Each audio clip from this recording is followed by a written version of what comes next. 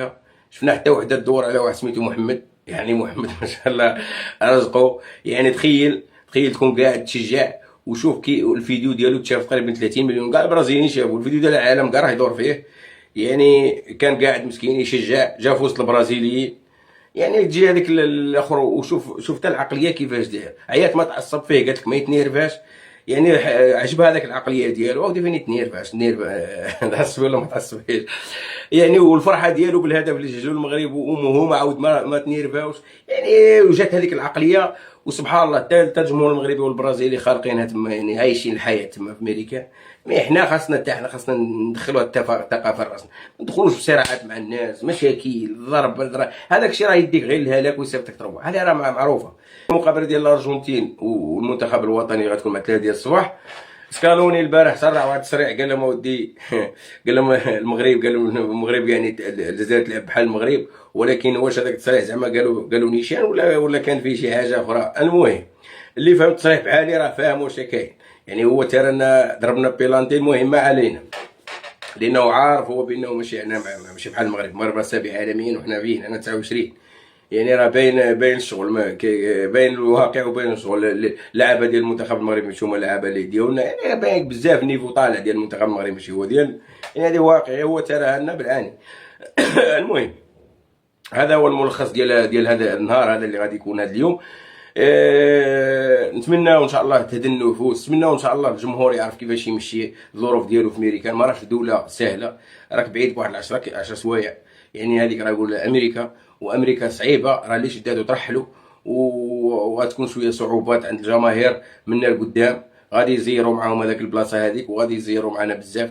حاولوا كما قال الاخر، الواحد خصو يبعد على المشاكل، يبعد على الفتن، لانه ما غادي يجيبها غير في راسو. امريكان ماشي سهله، وهذا واقع. ترامب راه ماشي ساهل، الا عطى تعليمات اليوم راه ما غادي يعقل عليك حتى شي واحد، لانه الا مشينا بهذه العقليه هذه راه تكون كارثه تما في امريكا. هنا ما لانه علاش؟ لانه كاع الناس، كاع المشجعين مشاو لهذيك البلاصه، ما كاين لا فتنه لا مشاكل. تمشي نتايا، خلقنا المشاكل، خلقنا الفتنه، ما عرفتش والله، ما عرفت واش شي واحد ولا يدير هذه المشاكل ويمشوا فيها الابرياء، ويمشوا فيها ناس اللي كانوا طيبين وكانت نيتهم طيبه. راه خاص بنادم، خاصو ما يدخلش مع هذوك اللي يكونوا 2 3 4 يديروا المشاكل بحال هكا ويولي مارشالي. راه كاينين هذوك الناس اللي ديماريو في المشاكل ويوليو مارشاليه ويخليوك انت في وسطهم. المهم نتمنوا ان شاء الله التوفيق. البارح شفنا التدريب ديال المنتخب المغربي، شفنا التدريب ان شاء الله انطلقت بكل، يعني مرتاحين، لعابه فرحانين. هذاك الشيء راه يدينا غير الهلاك، وصوره يعطيها ماشي زينه. يعني راه خاص الواحد خاصو يعدل شويه الصوره، يعني ما نبقاوش غاديين في الصراعات الخاويه والدفيش الخاوي.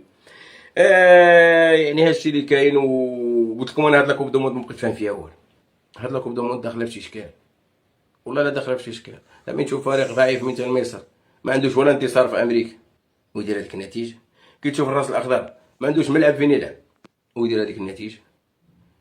كتشوف نيوزيلندا مع ايران وكانت رابحه، وايران عندها اسبقيه كانت تاهل كاس العالم، ودير نيوزيلندا هذيك النتيجه. السعوديه سي فري، السعوديه تاهلت بزاف وربحات الارجنتين في بروميير ماتش، مي غادي نشوفهم دوزيام ماتش تروزيام ماتش كيفاش غادي يدير. بصح السعوديه في دوزيام ميطور راه ما كاين والو. السعوديه في دوزيام ميطور ولات المارشاليه وخلات الاوروغواي هاجمه عليها كلاتها. يعني راه السعوديه حتى هما خاصهم يفيقوا في دوزيام ماتش تروزيام ماتش. كي تشوف تونس بروميير ماتش 5-0 5-1، يعني راه ما يمكنش، فضيحه ديال تونس. ويمشيو يجيبوا لهم رونار يدربهم في 2 ماتش ولا معنا. هذا رونالد ما يعني بالسوايع غادي يدربهم غير باش يلعب كاس العالم، والله الا كارثه. المهم هادشي اللي كاين.